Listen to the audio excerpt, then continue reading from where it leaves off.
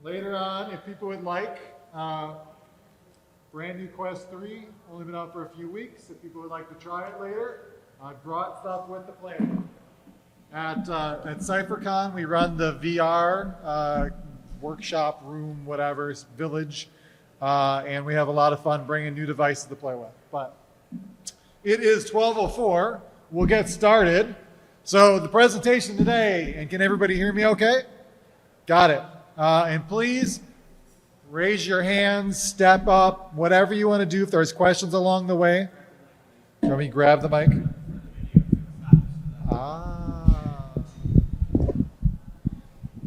All right, there we go. So for anything we go do along this way, please just ask questions and we'll kind of handle them as we go. I've got lots of, I think, really, really fun video and presentations that kind of prove my point here. But the presentation is about hacking your perception. So. Right now, we're inside a computer program. Is it really so hard to believe? This isn't real. Real is simply electrical signals interpreted by your brain. There we go. A matrix reference in the previous talk and a matrix reference in this one. So my name is Larson. I am a Microsoft MVP. I work with a bunch of different companies. Microsoft MVP I got for doing presentations and talking about mixed reality, Hololens. I work with the Hololens every day professionally. I work with the Quest 3. I work with all kinds of these new and emerging devices. I founded a company, and a friend of mine founded a company called Holosoft. We do holographic development with all of the devices, and we try to basically utilize them for different companies to really accomplish being able to bring in this next generation of interfaces. I also found the mad.net. It's the Madison.net user group. If you like computer code, join us. And I also work at a new company called Arthrex that I just started in July. And it's a global medical device company specializing in orthopedics and sports medicine. There's a little bit of money in sports medicine, so they can pay us pretty well. But I'm in charge of computer vision and augmented reality. Can your perception be hacked? Let's see. The fact that reality is whatever your mind infers from the nerve impulses sent by your sensors, based on its model of the world, is at the heart of what makes VR different and more powerful than anything that has come before. Pick a pill and keep your eyes on it. Got it? Let's mask off everything else. Interesting. You were pretty sure that out there in the real world, one pill was red and one was blue. But they're exactly the same shade of gray. Take a good look at the blue tiles on top of the left cube. Okay, now take a good look at the yellow tiles on top of the right cube. You think those are colors you're seeing now? Let's mask off everything but those particular tiles. They're all exactly the same shade of gray. See the white tile under the desk and the black tiles just outside the desk? Again, let's mask off everything else. And again, they're both exactly the same shade of gray. But if one of them is in shadow and is that shade of gray, it must be white. And if another one is in bright light and is that shade of gray, it must be black. Your visual system does the inference for you automatically, and what you see is white and black rather than gray. Here we have a nice square checkerboard. Let's add some dots and see what happens. This happens because some line detectors fire that normally wouldn't be triggered by a checkerboard. Rather than looking orthogonal, the corners look bowed.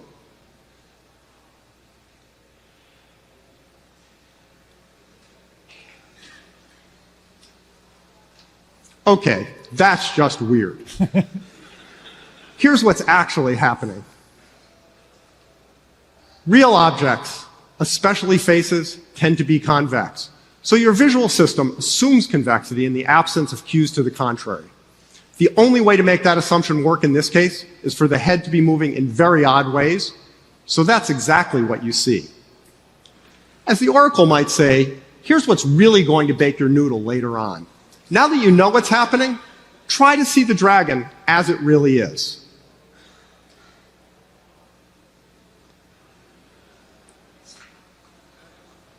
I bet you can't do it.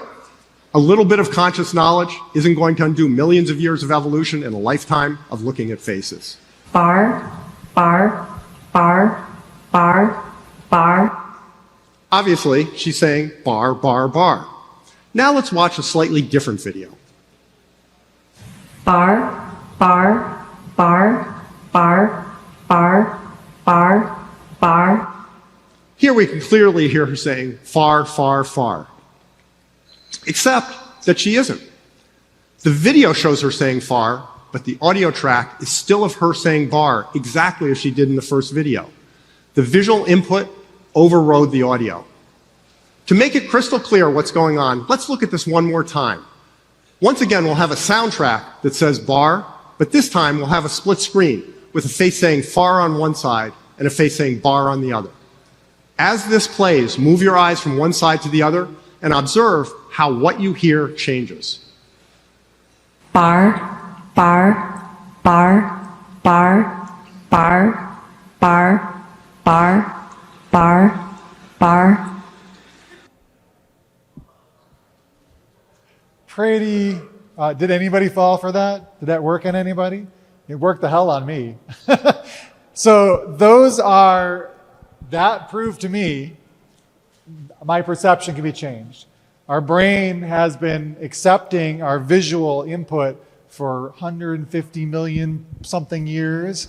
We're very well trained to believe what we see. So now, how can we take that and work it into technologies that are going to be able to basically interpret or basically help present to our eyes what we want to see, and how can that be hacked? So let's talk about what VR is first. Well, first of all, here's your reward.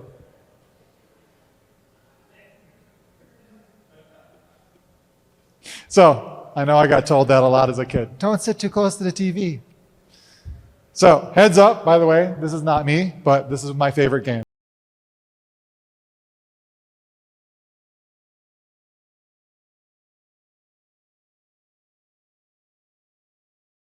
So what game is that? Beat Saber, that's right. So $100 million made on Beat Saber at least by that company. So what is augmented reality? So anybody play Pokemon Go? I still play it. Awesome, we'll have to be friends. So I still play it. There's like 3 gyms over there or something like that I found earlier. But this was the first time that augmented reality was really got mass market. Basically 2016, this came out and this terminology was first worked into our vernacular. What are some other AR stuff? Well, now we can hold up our iPad. We can basically look inside a location. We can start getting directions. We can start getting contextual clues of an AI overlaying, basically seeing what's on there. Machine learning, learning your environment, using computer vision, and being able to give you meaningful directions. Same thing there. More importantly, this is going to be in your car. So in your car, it's going to be able to tell you your speed. It's going to be able to do detection. I almost hit 2 deer on the way here this morning. I'm hoping it can pick up deer.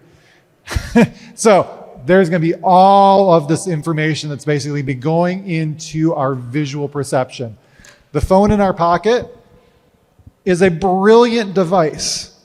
More power than the Apollo, all of the space shuttles, all of this, but it's a lousy interface because we need to look down at it to basically interact with it. I call it my cyber brain, but it's got a lousy interface. I want it to be my glasses. I want it to basically be something that's easier to interact with.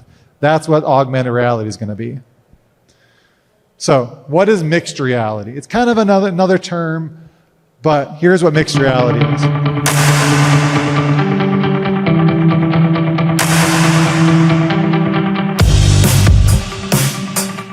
Microsoft Hololens brings holograms into your real world.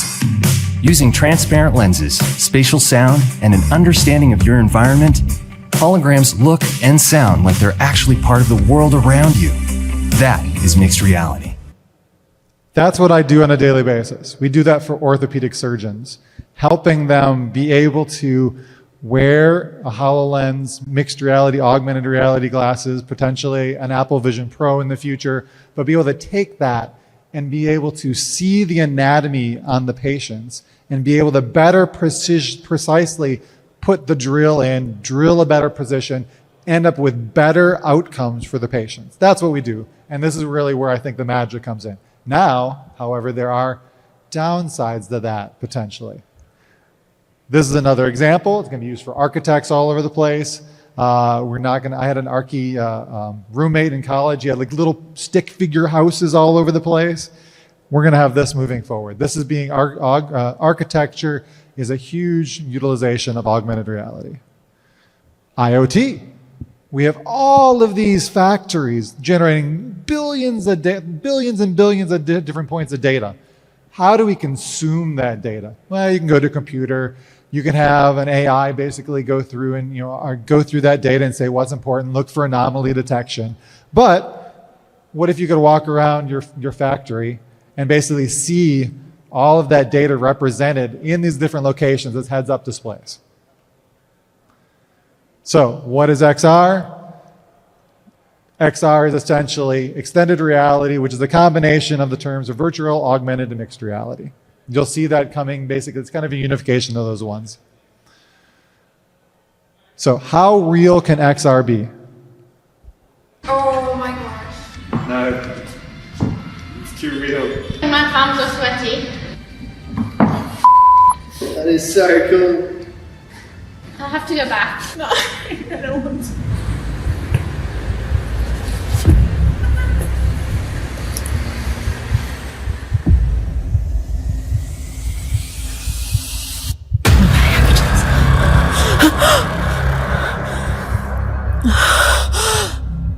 Oh my god, oh my god.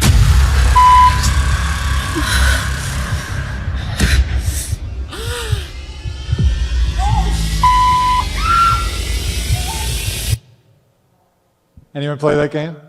It's a fun one. But you put a board out there and you're walking on it and you think you're high. You think you're up that high, and it's really unnerving because we as monkeys have learned that our eyes are telling us the truth.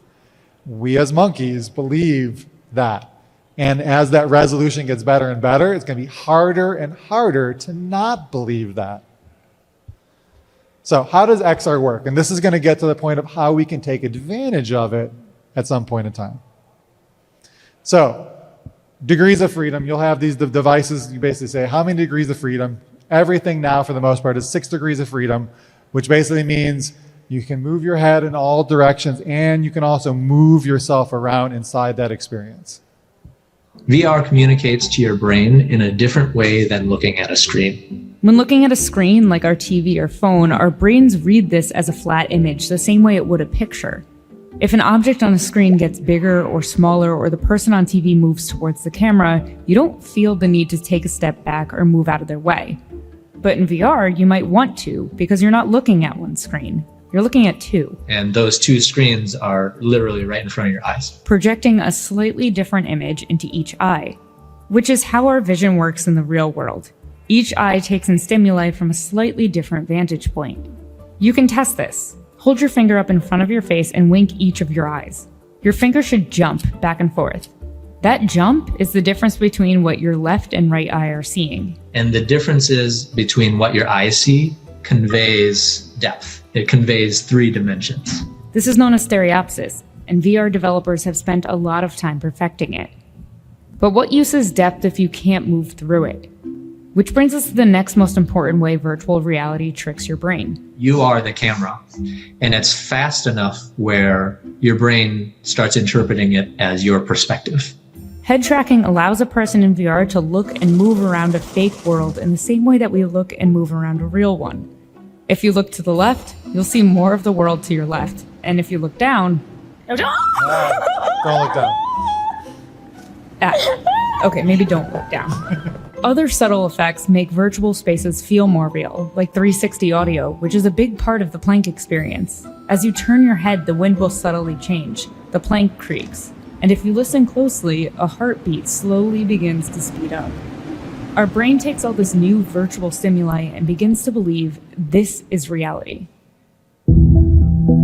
Our brain has never really learned within the last 150,000 years to actually distinguish between computer-generated content and the real world. Dr. Frank Stanica has been studying immersive technologies like VR for nearly 20 years. And if all the cues that we perceive in the virtual environment are so similar to the cues that we get in the real world, it makes kinds of sense that we are unable to clearly distinguish between both.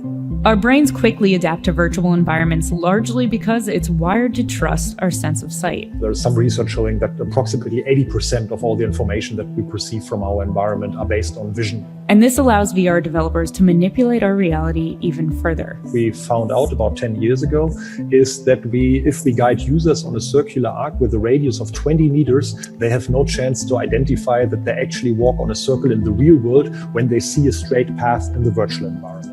You can walk an entire virtual city without ever leaving a room. Once we believe the environment is real and accept that we're actually in it, our brains then go on to fill in some other blanks. There are interesting findings that, for example, if you are in the virtual world in a very, let's say, snow or icy environment, people feel cold, although they're in the real world maybe in a hot environment. Outside of games, VR has actually shown a lot of promise in the medical world, from reducing pain in burn victims by immersing them in a snowy world while their bandages are being changed, and with exposure therapy that helps people with phobias like a fear of heights and body dysmorphia.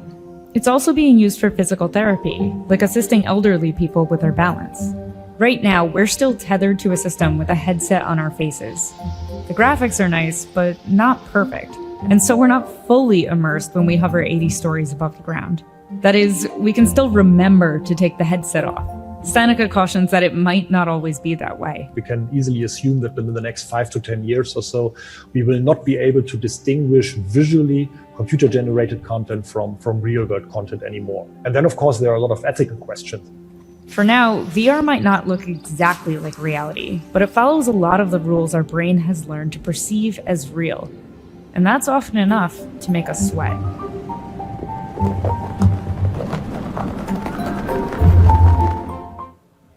So the whole concept that in that 20-meter circle or whatever it was, that if I program the game, you could basically be inside a 20-meter circle and feel like you're walking straight. And I can give you visual cues that are actually making you turn left or right, even though you think you're walking straight forever. That is super powerful and super also hackable if you think about those things. So here's an example of how we can hack our brain. VR diet. Food that is virtually enlarged to be 50% bigger leads to 10% less consumption, while food that is virtually shrunk by 30% makes people eat 15% more. So if you have a headset on, and the hamburger is bigger or smaller, it actually changes how much you actually consume. Again, your vision and how it interacts with your brain is amazingly complex. Through XR, our brains become more accurate and also recording memories. So, University of Maryland did a study. When you train with VR, your recall accuracy goes up by 9%. And your average reaction time goes down by 12%. 9%, 12%, is that a big deal? Well, it can be, absolutely. 9 to 12 could easily be the difference between winning and losing, or in the extreme circumstances, the difference between life and death. So, how can we train people utilizing VR to basically accomplish those things more?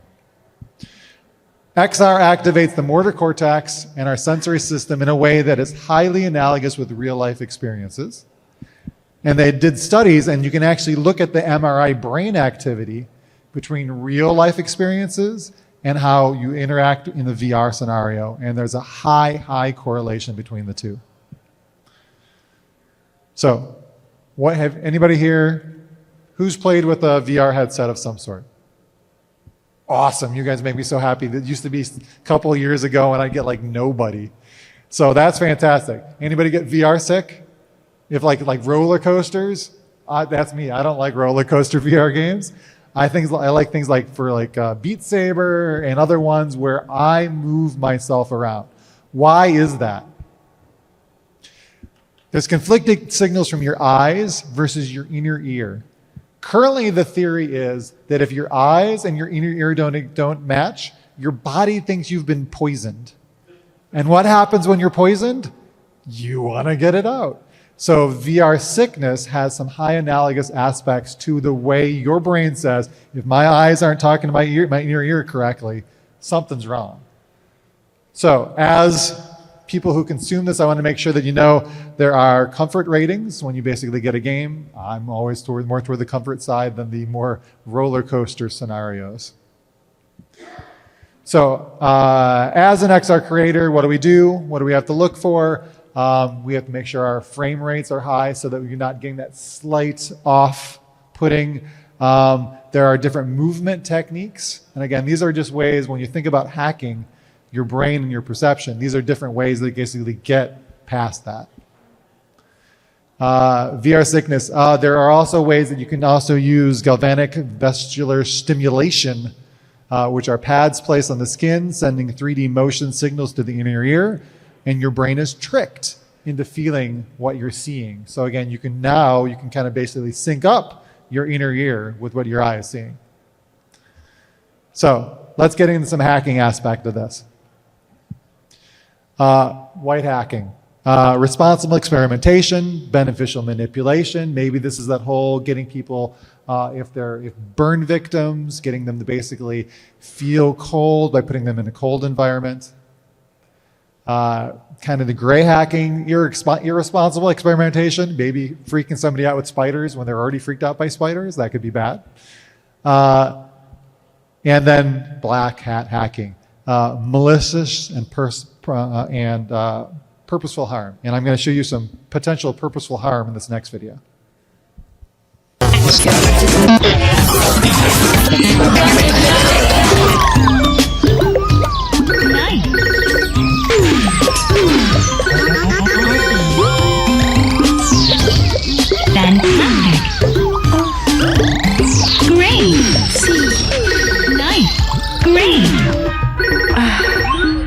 Más tarde, apúrate si quieres una buena calificación. Voy lo más rápido que puedo.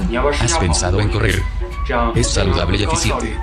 Seguro que no hay más trabajos disponibles. Yo estudié para ser profesora y estoy haciendo mercados. Y además puedes quedarte con los puntos de fidelización. Eres una monje afortunada. Tienes que confiar en la aplicación. ¿Te sientes inspirada? Gracias. Chao.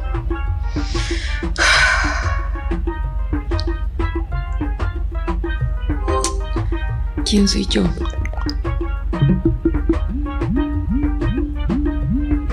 No, eso no es lo que quiero decir. ¿Para dónde voy? No. Puedo volver a empezar.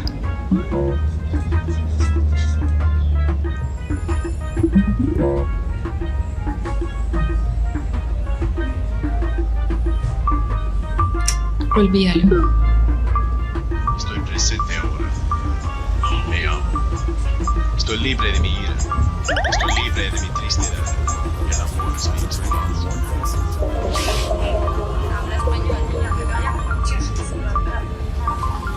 Adiós.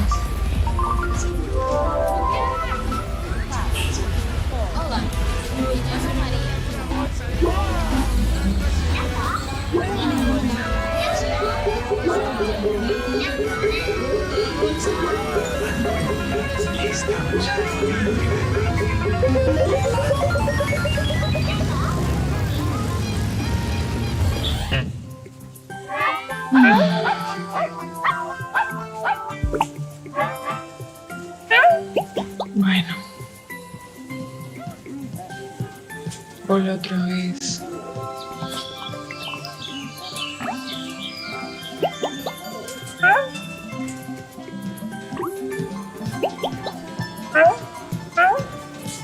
Ay, no, cállate.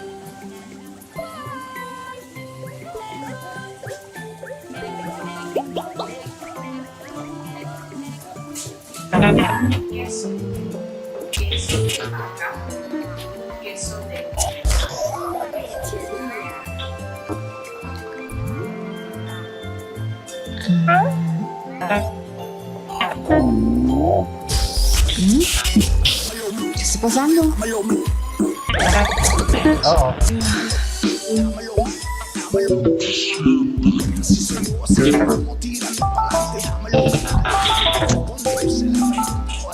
Buen día, Emilio. ¿Qué puedo hacer por usted? ¿Qué está pasando? Mis puntos están bien. No se preocupe, sus puntos están seguros conmigo. ¿Le puedo ayudar en algo más, Emilio? Yo no soy Emilio, yo soy Juliana Restrepo. Por favor, espere. Hola, Juliana Restrepo. Me alegra verte. ¿Qué puedo hacer por ti? Mis puntos están bien. ¿Qué está pasando? Tranquila, todo está bien. Parece que alguien está intentando vulnerar su cuenta. Por favor, espere mientras reinicio su dispositivo.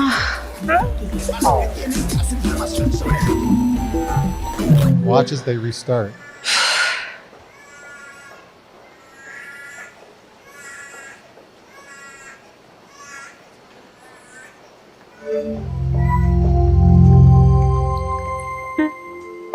Hola, Juliana. Me alegra verte. Hoy te ves hermosa. ¿Estás estrenando zapatos? Ya lo arreglaron. Tengo que seguir trabajando. Estoy trabajando en eso, pero necesito verificar tu información biométrica. Por favor, sigue la línea azul hasta el centro de servicio más cercano para confirmar tu identidad. Sí, pero mis puntos están bien. Todo está bien. Chao.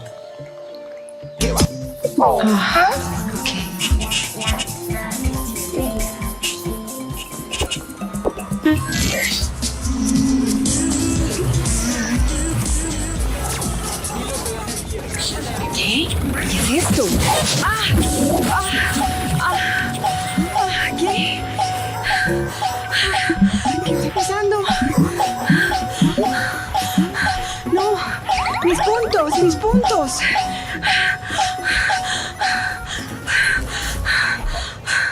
¿Qué hago?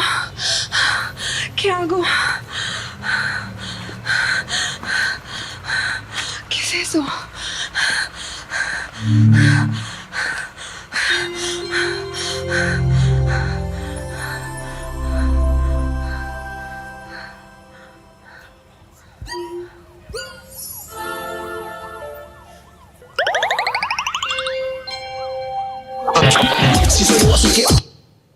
So what did we see? Do we like that future? A little bit? I think there's some really cool things in there, and this one is fantastic to illustrate where we might go with this. When this becomes, the HoloLens will become glasses, glasses will become contacts, and then maybe you can't take it out like they pointed out. Maybe you're in this reality all the time. So, but look at some of the really beneficial parts of this. When the street was basically, when the traffic was going to come through, you got an augmented reality vision of basically clear that center of that area. That's super helpful. This part, not as helpful. Well, I guess when you're in there, you're going to have an artificial intelligence agent of some sort. It's not going to be somebody on a call center doing this for you. And it's going to go through and they're going to look at all the items. It's going to augment your reality, give you more information about things as you walk through. But this person was obviously hacked in that process. And then they were told to follow a line. Again, someone's interpreting. And when they followed the line, they eventually ran into this person who had their identity digitally, augmentedly masked. And that's why you see all the kind of static over their face. So they can't identify this person. That's some pretty dark shit. So let's analyze the vulnerabilities in that and some other stuff. So when you set up a environment, for the most part in the Quest, you do something like this. What do you think somebody maliciously could do to somebody inside their home? Any ideas? Any thoughts? Change the boundaries. Therefore, if you're in Russia, You accidentally fall off the balcony, right? That's no good. Any other ideas? Change the objects in your room, maybe hide a table or hide a chair that wasn't there and you fall over it and have an injury. But if you can physically change the way that they perceive their surrounding environments, that's a big deal. What about this one? You're in a virtual office in the future. You have your virtual work environment around you, and you can perceive and record the area around the person. What are some vulnerabilities? Well, if you have a camera and you can get access to it as a developer, what if I start recording your environment? I can get the inside of your whole house. I can see you thought Alexa was intrusive with when you say something in your house and then you're getting ads on Facebook. Now I can record your whole house potentially in this regards. What about hand tracking? Any vulnerabilities here? Well, in 2022, a paper was published named Identifying Users by Their Hand Tracking Data in Augmented and Virtual Reality. In here, he was able to determine that with 16 participants, how they interacted with various interface elements, found that the user identification is possible with a 95% accuracy. So how I move my hands, how my biometric, how I interact with things. Go ahead. Gestures, absolutely. Yep. How they were basically touching the button. How I push things.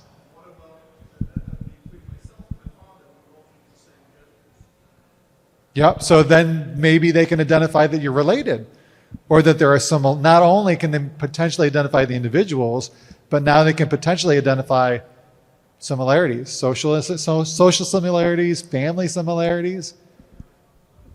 That's pretty awesome. Have you guys seen, just slightly tangential to this, that they can use Wi-Fi signals to actually get people's tracking inside their environment? So they can use the way that they bounce Wi-Fi signals inside of a room, and they can start mapping where everybody is, how they're moving. Now you combine that with this, now you can not only tell generally the shape of the people in the room, but you can tell who they are. That's happening literally today. There was a paper on that particular one. It was very interesting. So now let's talk about hacking here. Again, we saw this earlier. This is a delightful scenario. We're able to walk in, we're able to get all this data. What if that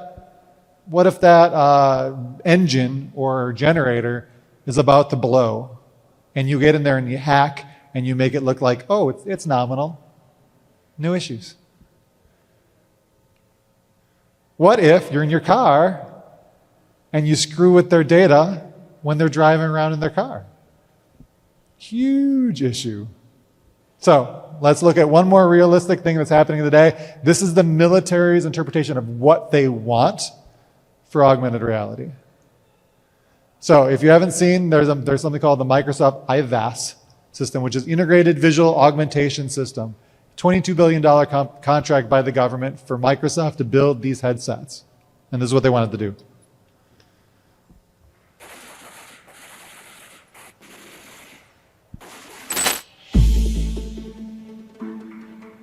What formerly belonged to the realm of science fiction has become a reality for soldiers, with advances enabling them to fight and win with next-generation technology. Recently, the U.S. Army accepted delivery of the first 20 prototypes of the Integrated Visual Augmentation System 1.2, or IVAS 1.2 variant. The milestone is the latest step in getting the most advanced version of the situational awareness system into the hands of soldiers. IVAS is a single platform that features an all-weather fighting goggle and a mixed reality heads-up display that integrates next-generation situational awareness tools and high-resolution simulations to provide soldiers with improved mobility and lethality during the day or at night. IVAS provides soldiers with a single device to fight, rehearse, and train. IVAS provides soldiers with a field of view nearly twice as wide as those offered by current systems. It is capable of navigation and passive target interrogation, which allows users to identify targets without being seen by opposing forces. IVAS provides a first-person augmented reality perspective that enables the integration of operational data, such as routes and control measures, into the person's field of view. Anybody who has had IVAS on, even the early versions, knows that this is a transformative capability and really has the potential to change the way that we fight, said Gibbs. This new version, 1.2, we think it's really going to hit the mark in terms of what we need to put out there for our soldiers, to give them the situational awareness and the leap ahead capability they need to stay ahead of our peers. And this is what a simulated aspect. Let me skip that. But DARPA recently seeks to protect the virtual reality against cognitive attacks. They actually put out a challenge to basically like they do all the DARPA competitions, to figure out how we can stop the soldiers from being interfered with. Because just like we're talking about, if someone can basically hack in there and change things for the soldiers, you can change the battlefield dramatically, giving them targets that aren't there, making them give away, getting their positions. So they want to protect against cognitive attacks that could be, in theory, disable soldiers wearing virtual or mixed reality devices. Attacks could include increasing device latency, so everything's off. They can give them false alarms. They can access user status, and they can inject virtual data and more. So, in conclusion, I say as long as we responsibly approach the future of XR with our eyes wide open to the dangers, the positives that come from XR will greatly outweigh the negatives. But we got to be really careful in regards to the way that this phone gets placed on our eyes moving forward. Questions? Fire.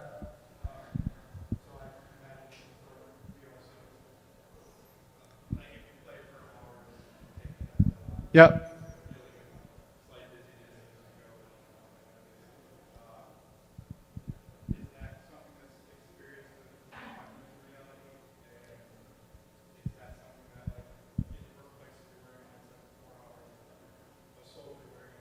Yeah. Great question. So the question in general is, wearing a VR headset after a while, you get the VR sickness. Does that same thing affect people using it longer term with augmented reality in different scenarios, such as soldiers, such as people using it in the workplace? I'd say much less, because it depends on how you're doing the augmented reality. HoloLens does it with a transparent shield, basically face shield. Think of it like a see-through monitor. And then that uses the lenses on each eye to basically project a hologram in there. But you're seeing the real world. So that is a stabilizing force in that regards, that you're not going to be having that same level of sickness. But it doesn't alleviate it completely if it's done poorly, i.e. the objects aren't fluid in there, or they do different scenarios. But there are also ways inside of, like I said, in VR, that if you're finding yourself or other people are finding themselves having that VR sickness after a certain duration, I would look at different games. The way that they basically move you through the games with like teleportation is able to, again, trick your eye-ear combination to not necessarily have that negative effect. Yeah. Yeah. Yeah. No, yeah, the augmented reality is much better in mixed reality, and that's what the Quest 3 and a lot of these devices are moving to, that you have the pass-through video coming through, so you see the real world, but you're still able to get all those holograms, but it's going to be better for that scenario. That's what I've experienced at this point in time. Question back there?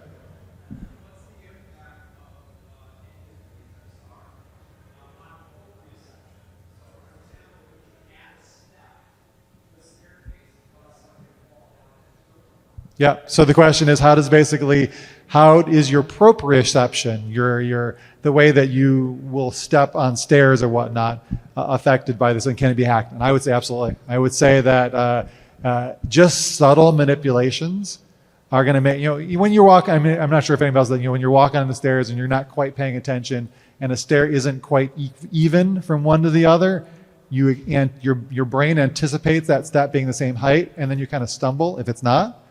You can obviously trick your brain into thinking, oh, the step's a little bit higher, and then you step down, or even worse, as you're going downstairs. I could see, I mean, it's fantasy at this point in time, but I don't think it's far off until you're actually going to start seeing, when this becomes more prominent, assassinations.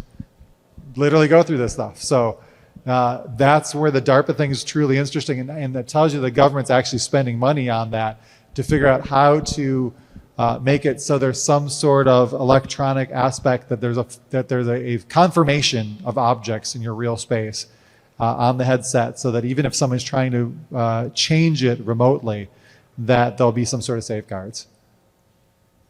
So while that might be far out there, Yeah. you've already seen Facebook manipulate human emotion. Yep. Up in them to be press and disinformation causing people to believe. 1,000,000%. Politically, how far is that? When it's coming directly to your eyes, it seems like I think we're there. We had a conversation in the last talk, really briefly, about VR, augmented reality, avatars being basically powered by large language models. And so in that particular case, you can use them for therapy, for good, but you can also, again, there are augmented reality versions of those guys right now. I have a thing called it's a three-dimensional frame, and it actually projects a three-dimensional avatar that talks with the voice of a large language model behind the scenes. And that's only going to get more and more prevalent. So does that make sense? Yeah. So the more. We saw a presentation at SecretCon where the person was talking all about disinformation campaigns to our devices. Right. Basically lying about where we are and what we're browsing and stuff like that to try and defend. Oh, yeah. No, that's real. So yeah. So we're again. I don't necessarily have answers on how to defend against all this stuff, but I want everyone to be aware that this is not only coming, but some of it's here. Meta is releasing some really interesting VR glasses. They actually don't have a projection in them, but it has the camera on them and it has auditory. So it's not going to overlay augmented reality. But what you can do is, using a large language, their llama models behind the scenes, look at something, take a picture of something, and then it'll tell you what it is, and then it'll send you more information. Now, can it be manipulated?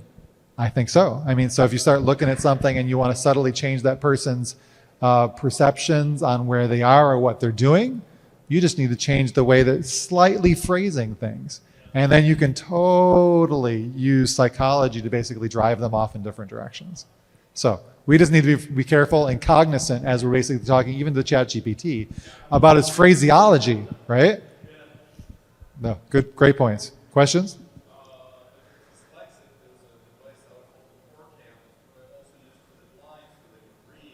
Oh, sure.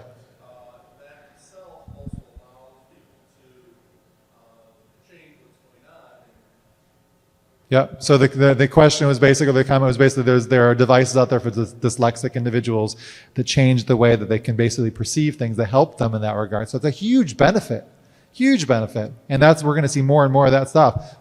But yeah, we got to make sure that at the same point in time, is it connected to the internet? Is it getting additional information? Is it potentially something that would be a vector for harm? Questions? Oh, no. Oh.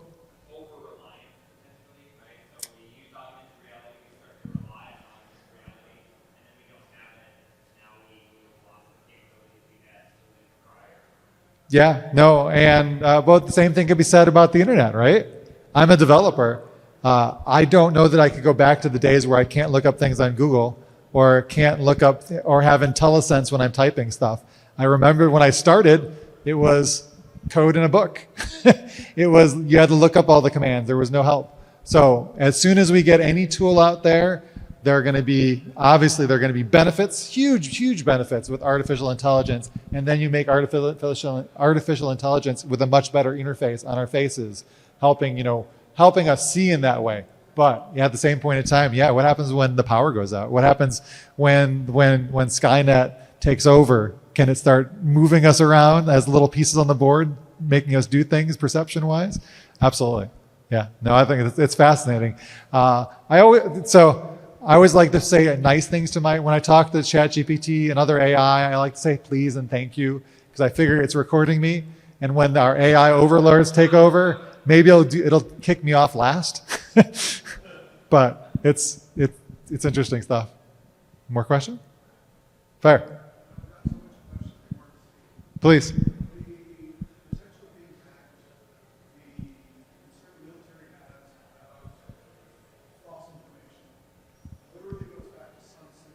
Yeah, right? Yep, Sun Tzu, if you control information, you can control the war. Absolutely. But that's the benefit. If we can do closer coordination of our troops, that's going to be huge. There's some more videos out there that basically show what they're kind of wanting to see. And, basically having coordinated troops, showing them maps, showing them compasses, highlighting the targets, friend or foe kind of scenario, outlines of people, helping them pick out the right target that they need to neutralize kind of scenario. But yeah, that's it. Yep. Huge. Yep. And you have that scenario now with targeting with weapon systems, but this becomes targeting with human weapon systems. Awesome. Well, if there are no more questions, or if there are more questions, come up and talk to me, but if not, thank you guys very much. Hope this opened your eyes.